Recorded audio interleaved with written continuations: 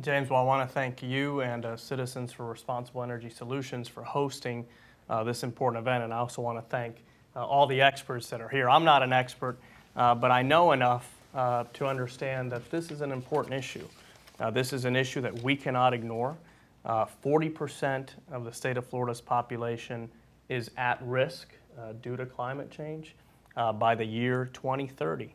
A lot of experts estimate that $69 billion worth of property in Florida is going to be at risk. So rather than play the blame game, what I have focused on is recognizing that this is a real issue, which is important because some don't want to recognize that, and we must.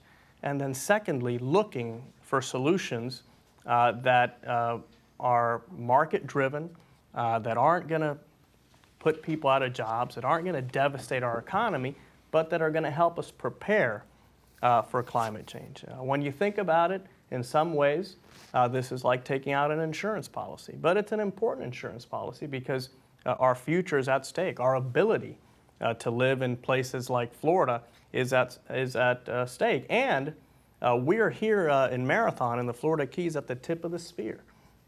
If sea levels continue to rise, the Florida Keys, is clearly going to be affected. So I will never stop recognizing and emphasizing how important this issue is.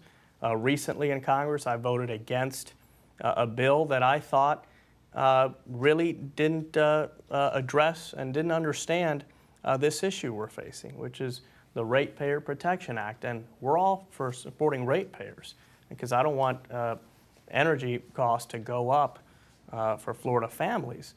But that bill would have allowed states to opt out of clean energy standards, national clean energy standards. And if pollution respected state lines, maybe we could do that. But since it doesn't, I just thought that that was not a credible solution. So I'm looking forward to listening, learning, and figuring out how we can take a market-driven approach that will help us address this situation.